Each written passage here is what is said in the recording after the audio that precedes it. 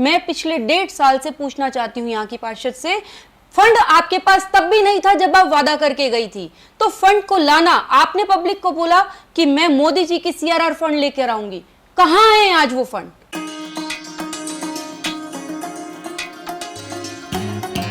भारत एक खोज आपकी मुलाकात कराता है उन समाज सेवियों से जो राष्ट्र निर्माण का काम कर रहे हैं।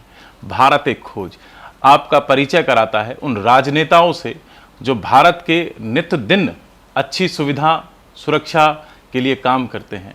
आज भारत एक खोज के इस अंक में आपका बहुत बहुत स्वागत है और हमारे साथ आज चर्चा करने के लिए एक समाज सेविका हैं। उन समाज सेविका ने पैंडेमिक के दौरान बहुत सारे काम किए थे, जिसको देखते हुए बहुत सारी सामाजिक संस्थाओं ने उनको पुरस्कारित किया, उनको सम्मानित किया। हमारे साथ आज ज्योत्सना गोगिया जी हैं। बहुत बहुत स्वागत है आपका आज के इस अंक में। धन्यवाद। ज्योत्सना जी, जिस तरीके से हम देखते हैं, सामान्यता देखने में आता है, जो सामाजिक संगठन के लोग होते हैं, सामाजिक कार्यकर्ता होते हैं, जो सामाजिक जीवन को जी रहे होते हैं, वो कहीं ना कहीं समाज सेवा के साथ साथ एक राजनीति की तरफ मुड़ जाते हैं। उनकी मंजिल राजनीति होती है। तो आप इस पर क्या सोचते हैं कि क्या समाज सेवी को राजनीति से जोड़कर देखा जाना चाहिए या समाज सेवा केवल समाज सेवा है? मैं ज्योत्सना गोगिया कालका जी से, मैं आपको इसके बारे में बहुत ही छोटे से और बहुत ही सरल तरीके से बताना चाहूँगी। राजनीति करने के लिए बहुत दुनिया है, बहुत, और मेरा ऐसा मानना है कि सेवा करने की जो सोच है वो बहुत कम लोगों की होती है। मैं एक ऐसी नेता बनना चाहती हूँ जिसे लोग नेता नहीं, सेवा भाव के नाम से जाना जाए। मैं जब कोरोना काल का पहला चरम आया था, तब ऐसी हाय तौबा हो चुकी थी, और उस हाय तौबा के अंदर पब्लिक, मतलब ये था कि परिवार के लोगों से छूने से डर रहे थे। हमने उस समय में भी सैनिटाइजेशन करी। हमने कोरोना के अंदर यहाँ हॉस्पिटल्स में जो वैक्सीन लग रही थी उसमें लोगों को मदद करी। जहाँ हाहाकार मचा हुआ था कि मौत, जीवन और मौत के बीच में दुनिया तहस नहस हो रही थी, इतना डर उनके बीच में बैठ चुका था कि अगर हम बाहर भी निकले तो पता नहीं हम बचेंगे भी या नहीं बचेंगे। ऐसे समय के अंदर, चाहे कोरोना की पहला चरम सीमा रही हो, दूसरी रही हो या तीसरी रही हो, मैंने कोरोना काल के अंदर कम से कम 15,000 परिवारों को वैक्सीनेशन कराया, उनको खाने की सुविधा प्राप्त कराई, राशन की सुविधा प्राप्त कराई। जहां हमें लगता है कि सर्जिकल मास्क, क्योंकि उस टाइम पे शॉप्स बहुत कम खुलती थी और लोगों के पास इतना ज़्यादा इकोनॉमिकल फंड्स नहीं था कि वो मास्क खरीदें और फिर उसको यूज़ करें, N95 जैसे मास्क। हमने कपड़े के मास्क जो हैं घर में कपड़ा अरेंज करके खुद से मैंने बनाए, खुद सिलाई करी और खुद मैंने लोगों को वितरण करा कि आप उसे वॉश करें और फिर दोबारा से पहनें। तो कोरोना काल के अंदर जब हमने देखा कि एक परिवार का इंसान अपने परिवार के ही सदस्य को अग्नि तक देने में इतना डर रहा है, तो ऐसे समय में आप बताएं कि क्या कोई नेता अपने एरिया के अंदर निकला था या क्या एक तरफ समाज सेविका के रूप के अंदर हम लोगों ने काम किया था? मैंने कोई एहसान नहीं करा, लेकिन मेरे अंदर सेवा का भाव था, तो मैंने वो सेवा जनता के बीच में जाकर करी। चाहे सिचुएशन इससे ज़्यादा भी उससे होती क्रिटिकल, तो मैं तब भी, जैसे मैं आज हूँ वैसे ही मैं तब भी होती। तो क्या ज्योत्सना गोगिया कोई संगठन चलाती हैं, कोई NGO चलाती हैं जिसके माध्यम से आपने सेवा की, या बस केवल मन में था कि मुझे सेवा करनी है? नहीं, मेरा कोई अभी NGO नहीं है ऐसा, लेकिन हाँ, आने वाले समय में ज़रूर बहुत जल्द मेरा NGO रजिस्टर्ड होने वाला है और उसके अंदर मैं विभिन्न जितने भी हमारे आसपास के इलाके के अंदर जितने भी क्षेत्र हैं, और मुझे लगेगा कि चाहे सीनियर सिटीजन्स हो, चाहे बच्चे हों, चाहे महिलाएं हों, आज के डेट में आपने देखा होगा बच्चों को अच्छी शिक्षा, महिलाओं को एक रोजगार और परिवार के सदस्यों के अंदर जो एक सुख शांति का माहौल रहना चाहिए वो इस समय पे भंग हो चुका है। तो आने वाले समय में अगर मेरी कोई NGO ऐसी रहेगी तो उसमें मुझे लगता है कि मैं ज़्यादा से ज़्यादा लोगों को उसमें इन्वॉल्व करूँगी। तो अगर इसको राजनीति से जोड़कर देखा जाए तो ये सारे काम सरकार कर रही है। अभी नरेंद्र मोदी जी की जो सरकार है, दिल्ली में आम आदमी पार्टी की सरकार है, वो सारे काम कर रही है जिस विषय में आप बता रहे हैं कि आपकी NGO चाहे महिला एम्पावरमेंट का काम करेगी, बच्चों को शिक्षा देने का काम करेगी, तो ये काम तो सरकार के द्वारा किए जा रहे हैं। आप मुझे बताएं कि क्या मोदी सरकार ने कोई हमारे एरिया के नहीं, पूरी दिल्ली के अंदर कोई नया कॉलेज खुलवाया हो? आप मुझे बताएं कि मेरी कॉन्स्टिट्यूंसी के अंदर कोई ऐसा एमसीडी का स्कूल खुला हो, क्या यहाँ के पार्षद बच्चों के बारे में नहीं सोचना चाहिए उनको? क्या यहाँ पर महिलाओं की जो व्यवस्था है या सीनियर सिटीजन्स जो जिनकी पेंशन रुकी हुई है, क्या उन मुद्दों के ऊपर यहाँ के पार्षद को नहीं सोचना चाहिए? यहाँ पर सफाई तक के मुद्दों के लिए हमें एक से दूसरे से तीसरे बंदे को कॉल अप्रोच करना पड़ता है, तो कहाँ है? नहीं, सफाई की सुविधा तो दिल्ली सरकार का काम है। नहीं, तो एमसीडी का काम है, सफाई का काम एमसीडी का है, सीवर लाइन का काम एमसीडी का है, नाली का काम एमसीडी का है, पार्क के अंदर पेड़ों का काम एमसीडी का है, आपकी कटाई छटाई और आपका ट्यूबवेल तक लेकर के हॉर्टिकल्चर के सारे काम एमसीडी के अंडर आते हैं। लेकिन कालका जी के अंदर आज भी मैं आपको ऐसी एक नहीं, दो नहीं, करीब 100 पार्क ऐसे होंगे जिनकी दुर्दशा जिसे कहते हैं सिर्फ और सिर्फ पानी की वजह से है, क्योंकि वो ट्यूबवेल आज से नहीं पिछले कई सालों से बंद पड़े हैं। ज्योत्सना जी, बिल्कुल ठीक बात है, मगर इस बात का भी आपको बोध होगा कि आप दिल्ली की सरकार के जो काम हैं आपने गिनाए, हमको जितने भी काम हमको गिनाए, कहीं ना कहीं उसमें जैसे पानी की समस्या है, वो दिल्ली सरकार को आप उपलब्ध कराने का जिम्मेदारी बनती है।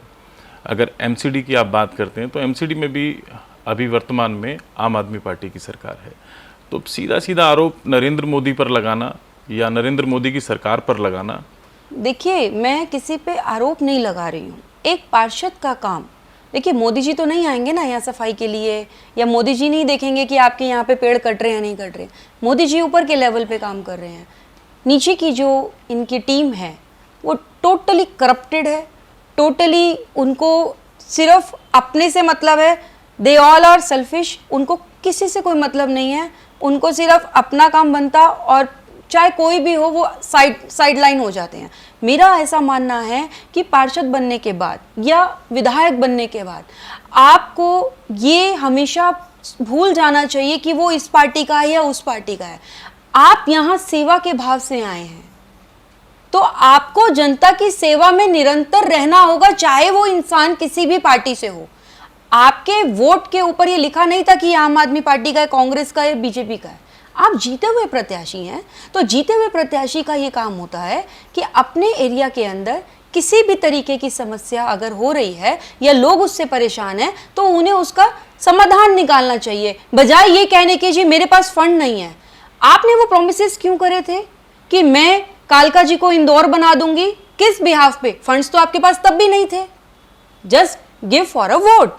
आपने पब्लिक की जो अंदर की उनके इमोशंस थे उसके साथ आपने खिलवाड़ किया, पर काट की हांडी एक बार चढ़ती है, बार बार नहीं।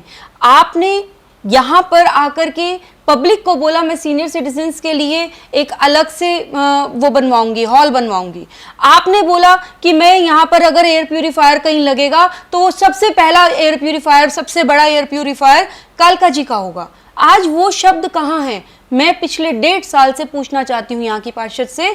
फंड आपके पास तब भी नहीं था जब आप वादा करके गई थी, तो फंड को लाना। आपने पब्लिक को बोला कि मैं मोदी जी की सीआरआर फंड लेकर आऊंगी। कहाँ है आज वो फंड? कहाँ है हरदीप सिंह पुरी जी? कहाँ है वो आपके प्रॉमिसेस जो आपने बोला था कि आप कालका जी को इंदौर बनाएंगी? जस्ट आपने पब्लिक को फूल बनाया, लेकिन ये कब तक चलेगा? हम किसी भी पार्टी का, चाहे प्रत्याशी किसी भी पार्टी का हो, अगर वो जीता हुआ है उसे एक समान सबको देखना एक नजर से पड़ेगा, क्योंकि उसको नहीं पता कि वो किसके वोट से जीता है। तो जैसे आपने अभी बताया कि यहाँ पर एयर प्यूरिफायर लगना था, उस पर यहाँ की जो पार्षद आए उन्होंने कोई काम नहीं किया, तो क्या आपके लोग कभी जाकर उनसे पूछते हैं कि यहाँ पर एयर प्यूरिफायर का जो वादा किया गया था वो वादा कब तक पूरा होगा? कभी आपने या किसी आपके कार्यकर्ता ने? देखिए विक्रम जी, एयर प्यूरिफायर बहुत बात की बात है। एक झाड़ू लगने के लिए पिछले 1.5 साल में कालका जी में एक नाली तक नहीं खुली, एक ढक्कन तक नहीं उठा। हमें साफ सफाई के साथ साथ साफ अपने सीवर लाइंस भी रखने हैं। अगर हवा हमारी को गलत मिल रही है तो हमारी सीवर लाइन भी तो साफ होनी चाहिए। हमें पिछले 1.5 साल के अंदर एक सीवर लाइन या एक हमारी नाली का ड्रेनेज का ढक्कन नहीं खुला। आप एयर प्यूरिफायर की बात कर रहे हैं, यहाँ तो हमें ड्रेनेज का ढक्कन खोलने के लिए एक एक की मिन्नत करनी पड़ती है। जब हम आपके बारे में यहाँ पर लोगों से जान रहे थे, परिचय आपके बारे में ले रहे थे, स्टडी आप पर कर रहे थे हम कि आपने कितने समाज सेवा के कार्यक्रम किए हैं, कितनी आपको किन किन संगठनों ने सम्मानित किया है, तब कुछ छोटी छोटी सी चीज़ जानने को मिली है। यहाँ के लोगों ने बताया कि आप पहले भारतीय जनता पार्टी के साथ थी, उस समय मोदी जी के विचार आपको अच्छे लगते थे, एकाएक आप कांग्रेस की तरफ आपका रुख हो गया, क्योंकि एक फ़ोटो भी बहुत वायरल हुई जिसमें आप राहुल गांधी के साथ में राहुल गांधी की यात्रा में थे।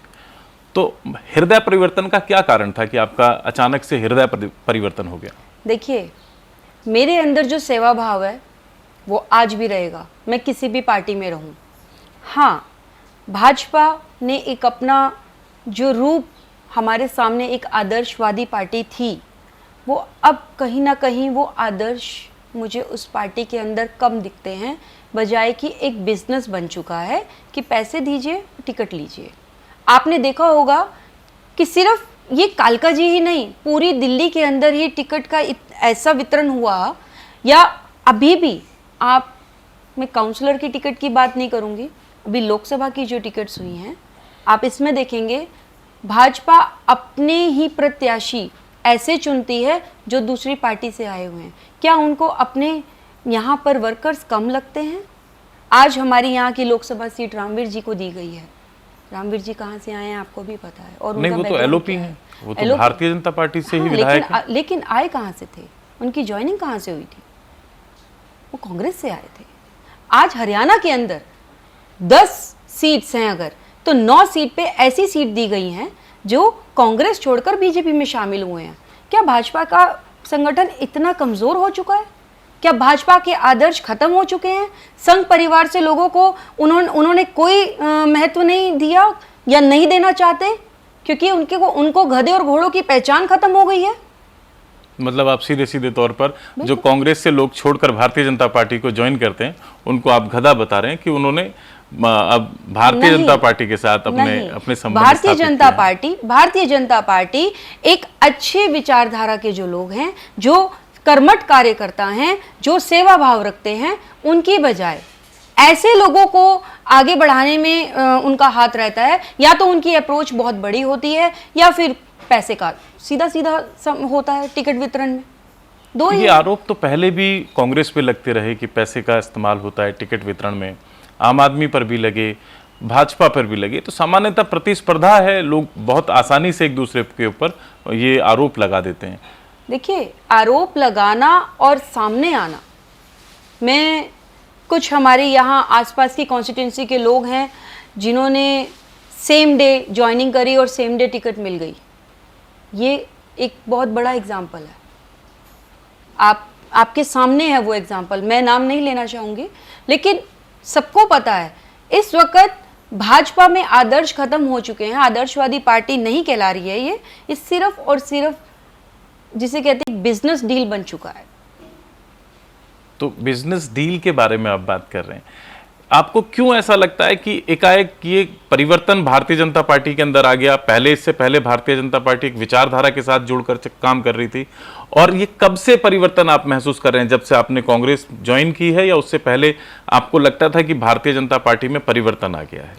देखिए, ये जो सिस्टम चल रहा है, ये सिस्टम काफ़ी टाइम से चल रहा है, लेकिन होता क्या है कि जब इंसान बिल्कुल नज़दीक आ जाता है, किसी ऐसी स्थिति में आकर जब चीज़ को बहुत पास से देखता है, मैंने 2022 के इलेक्शन में बहुत नज़दीकी देखा ये सब।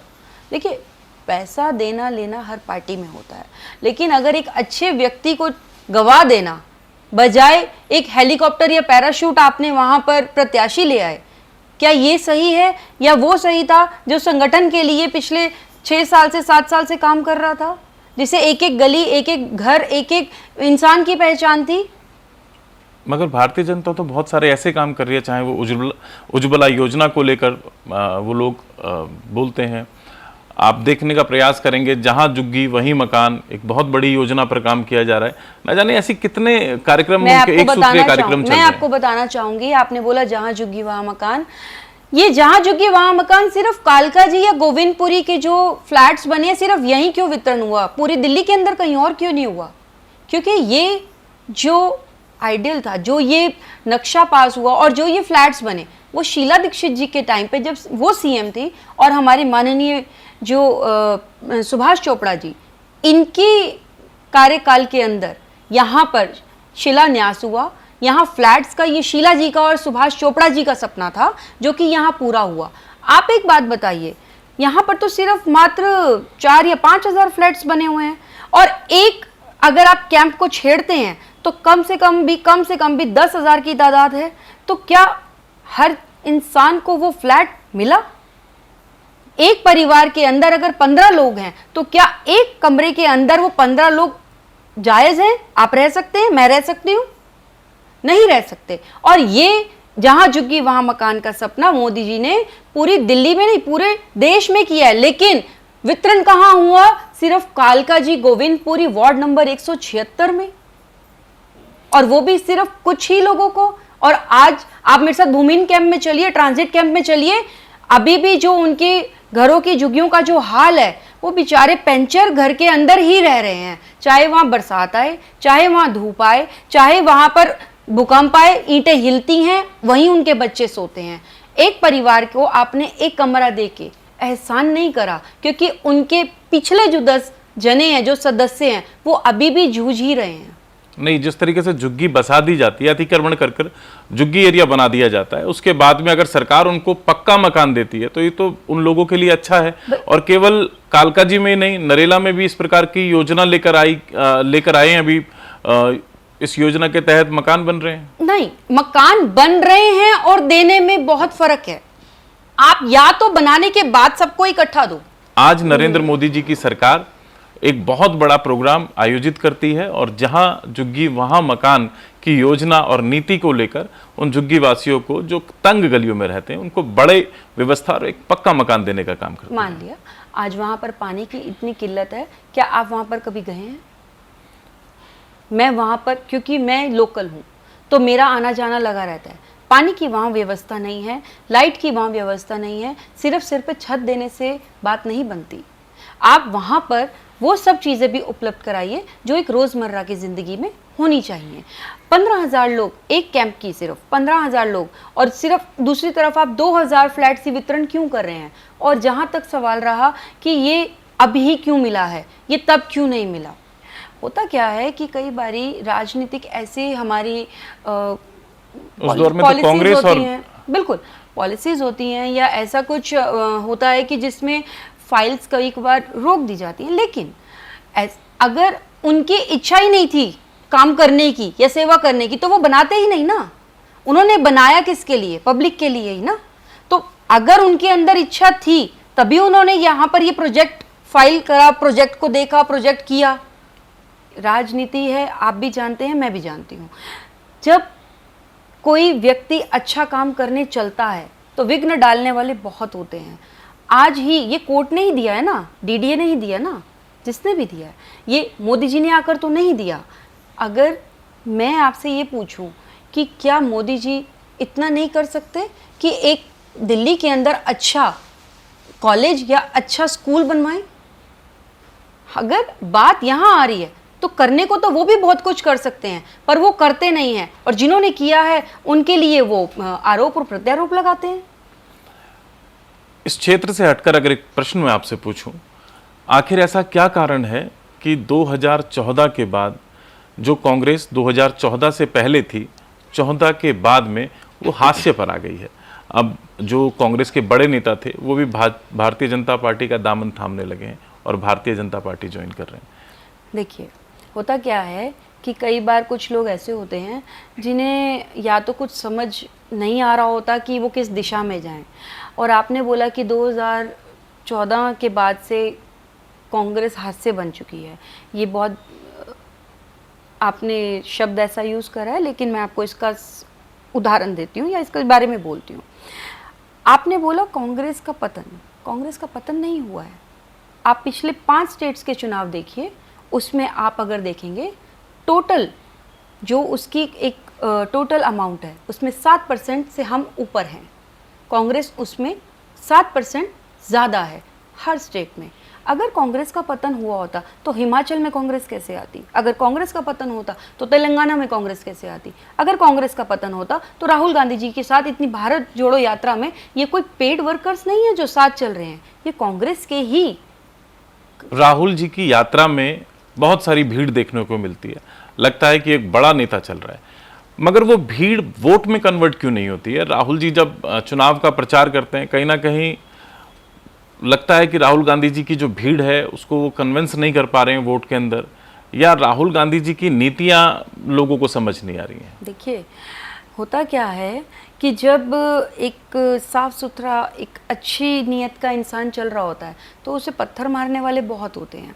और बात रही कि ये वोट कन्वर्ट क्यों नहीं होता, वोट कन्वर्ट इसलिए नहीं होता, क्या मोदी जी ये ईवीएम को, मशीन को छोड़ नहीं सकते?